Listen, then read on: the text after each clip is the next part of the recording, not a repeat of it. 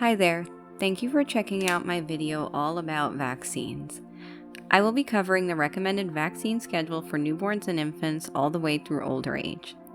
When I discuss these vaccines, I will mention the disease they vaccinate for, what age they should be given according to the CDC's recommendations, contraindications for receiving the vaccine if applicable, and some common side effects of vaccines in general. As always, there will be resources in the description for further reading. Let's get into it.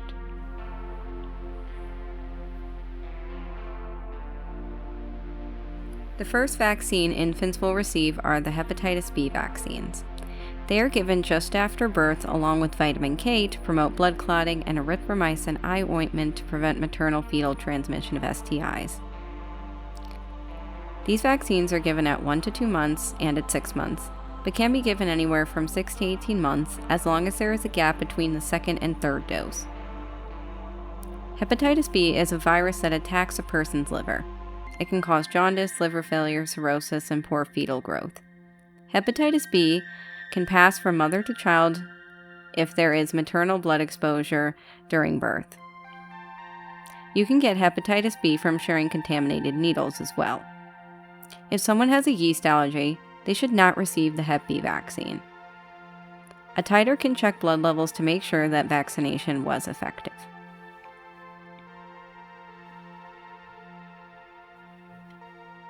At 2 months, the child will receive Hep B, rotavirus, polio, PCV, DTaP, and Hib. Let's start with rotavirus first.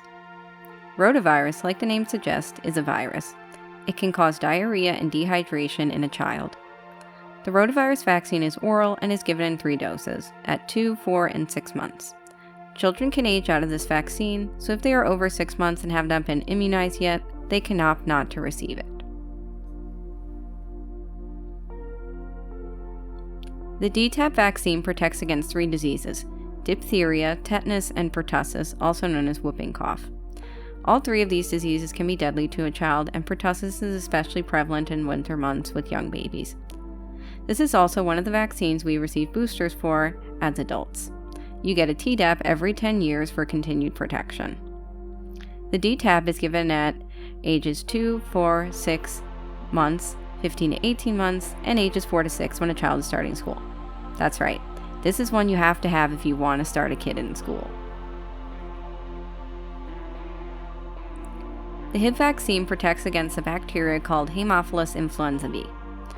Before the Hib vaccine, many children suffered from chronic ear infections, meningitis, and a potentially deadly disease known as epiglottitis. Epiglottitis causes the epiglottis to swell, cutting off airflow and leading to respiratory distress. Now that the Hib vaccine is a standard in the normal vaccine schedule, rates of epiglottitis especially have gone way down. The Hib vaccine is given ages 2, 4, 6, and 12 to 15 months. The PCV, or pneumococcal vaccine, is given to protect against pneumococcal pneumonia. This disease is very common and can be dangerous to a child's developing lungs. When a person gets pneumonia, fluid and inflammation can make it harder for them to breathe. In addition, pneumonia is very common in healthcare settings, so premature babies especially at risk, or even a baby living in a communal setting. This is also a vaccine older adults will receive, given their susceptibility to pneumonia. The PCV is given at 2, 4, 6, and 12 to 15 months, just like the Hib vaccine. RSV, or respiratory syncytial virus, is a seasonal virus that, like its name suggests, affects the respiratory system. Unlike most other vaccines, this one is optional, mostly given to children who have heart and lung problems, are premature, or have a weak immune system. They can opt to get the vaccine, or they can receive an antibody treatment twice in the fall and winter and spring season to get them through the worst of it. This decision will be made by the baby's doctor, but most children will not need this past age 2. For a pregnant woman, she can opt to get vaccinated for RSV. Polio, short for poliomyelitis, is a viral illness that attacks the nerves and causes weakness and flaccid paralysis in its most severe forms. This means that those who are affected can lose their balance, muscle strength, and ability to walk or use their affected limbs. If you've ever seen pictures of an iron lung or any photo of FDR, that's what polio looks like. There are two polio vaccines, the Sabin, given orally, which is a weakened live vaccine, and the Salk, an intramuscular injection that's inactive. In the United States, we mostly use the Salk vaccine, although nationally, I believe the Sabin vaccine is more popular.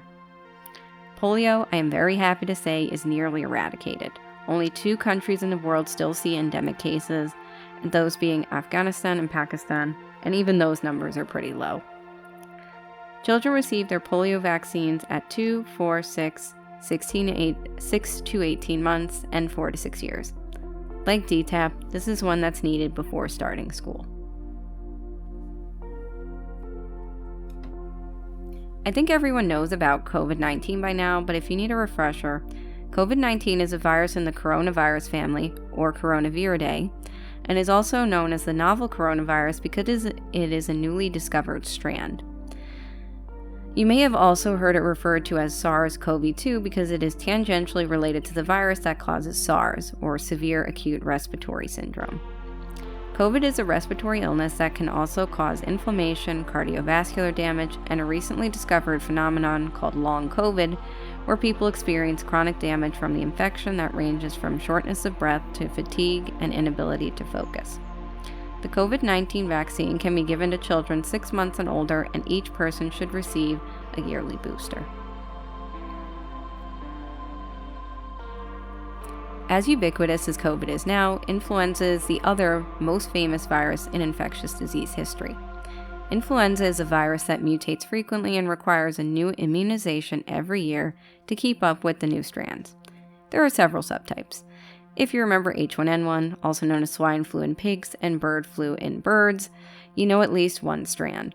Influenza A and B are the 2 major types, and someone can be affected with both at the same time. Influenza causes fever, muscle aches, coughing, malaise, shortness of breath, and often co-occurs with pneumonia. Children 6 months and older can receive the flu vaccine, and there are choices between live and inactivated vaccines. There is a certain age range for the nasal spray, and immunocompromised children cannot get this as it is live. This, like COVID, is a yearly vaccine. For pregnant people, they should receive only inactivated doses of the flu vaccine during flu season. If the person is in their 3rd trimester in either July or August, the vaccine should be given even though it's not flu season yet.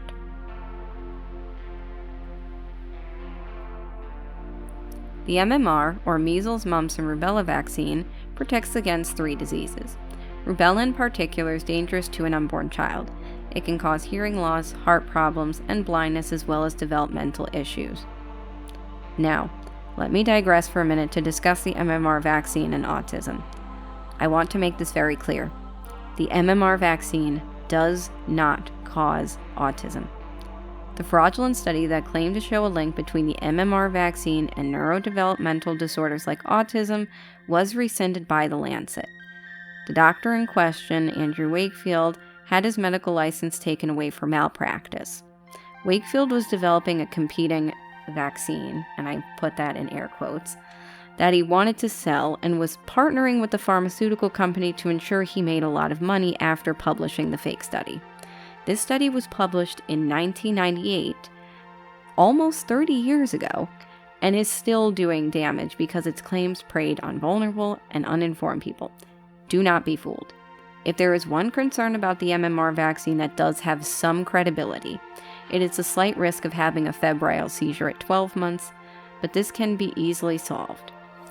If you are worried about it, by vaccinating at 15 months. Your child will still get the benefits of the vaccine either way. In addition, a second dose of the vaccine is given at 4 to 6, making this another mandatory school entry vaccine.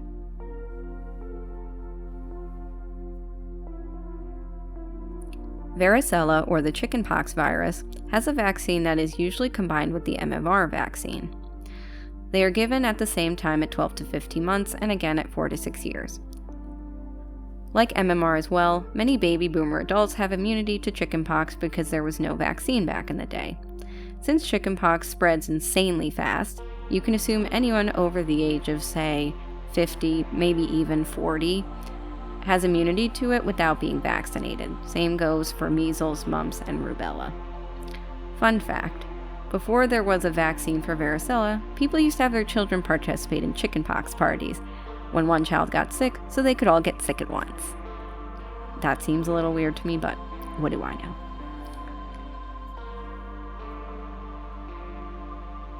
The last childhood vaccine I will mention is the hepatitis A vaccine. Hepatitis A, like its B variant, is a viral disease. Unlike hepatitis B, Hep A doesn't attack the liver long term.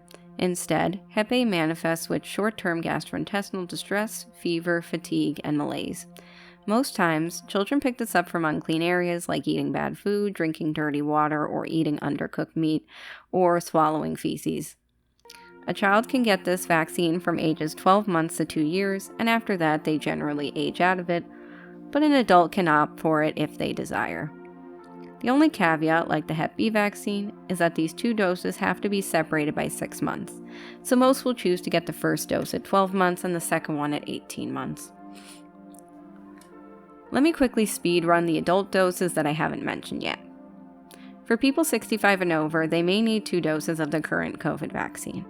If you are pregnant, consider getting the RSV vaccine to protect your baby if you are between 32 to 36 weeks gestation. If you fall outside those parameters, no vaccination is needed. Note, however, if you live somewhere with different seasons around the time that we would usually consider as fall, so September to January, in Alaska, Hawaii, Puerto Rico, or southern Florida, you might have to vaccinate at a different point. People 60 to 75 can opt to get it if desired, and 75 and older should get it no matter what. If you are pregnant, also consider getting a Tdap vaccine during weeks 27 to 36. Children ages 11 and 12 will get their first scheduled dose of Tdap, which is the same as the DTaP except in the formulation.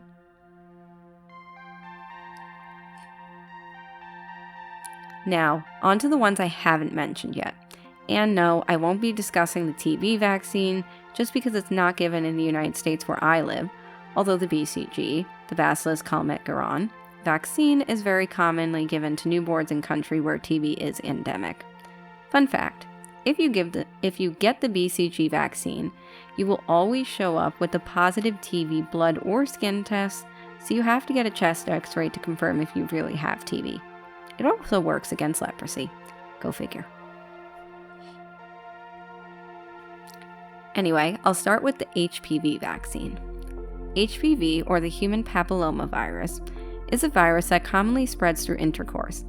If you contract HPV, you are at risk of cervical, ovarian, vaginal, penile, and throat cancer. HPV, once activated, does not ever leave the body. It remains, and most never notice it.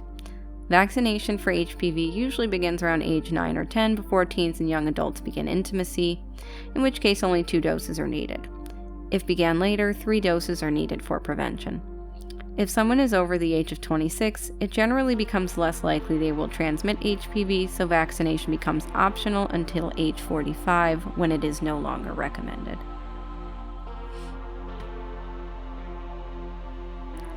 Next, we'll discuss the meningococcal vaccine, which I will lump in with the later pneumococcal vaccine for older adults. Meningococcal and pneumococcal bacteria cause 2 main types of illness, meningitis and pneumonia. For children and teens, meningitis is more common, whereas in older adults, pneumonia is more common. Usually, teens and young adults will receive this vaccine before entering college because dormitories, where people share close quarters, are a risk factor for getting meningococcal disease. And I'm really bad at saying this one, but I'll try to pronounce it. The MACYW. Oh no, CWY. Okay, see, I told you I was bad at pronouncing it. The MACWY vaccine is given in 2 doses at ages 11 to 12 and again at age 16, when meningococcal B is given at 16 to 18, and that is also given in 2 doses. Those about to enter the armed forces also get the meningococcal vaccine before training for the same reasons. Fun fact, before leaving to travel overseas, many people in the Army will receive what is called a peanut butter shot of penicillin to protect them against foreign bacterial infections. This shot of bicillin is called the peanut butter shot because of its viscosity. It's very thick.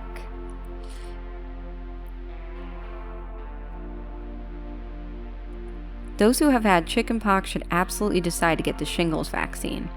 Shingles occurs when the virus that causes chickenpox goes dormant in the dorsal root ganglion of your nerves. It can reawaken at any time, no matter your age, but it is more common in older adults as their immune system weakens. Shingles is incredibly painful and can leave lasting scars in your body, even causing chronic pain years later, a condition known as postherpetic neuralgia.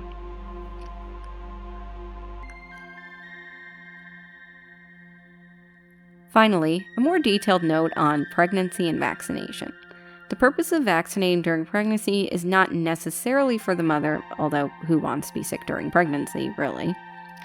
The added immunity doesn't hurt, but part of the reason why you're vaccinating is to give antibodies to your child so they get that immunity passively without having to get vaccinated themselves. That way, what seems like a week in bed for you could turn out to be a world of hurt for your child in utero. Let's say you get the Tdap, which protects against pertussis. Whooping cough is especially devastating for children, and protecting them is very, very important. Babies often maintain maternal antibodies for around 6 months to a year. While their own immune system is building up, they have your antibodies to thank for the protection. All the better if others around the baby are also vaccinated. That way, they don't spread any germs either. Thank you all for watching. I hope you learned something. Please join me again next time. Take care and have a good day.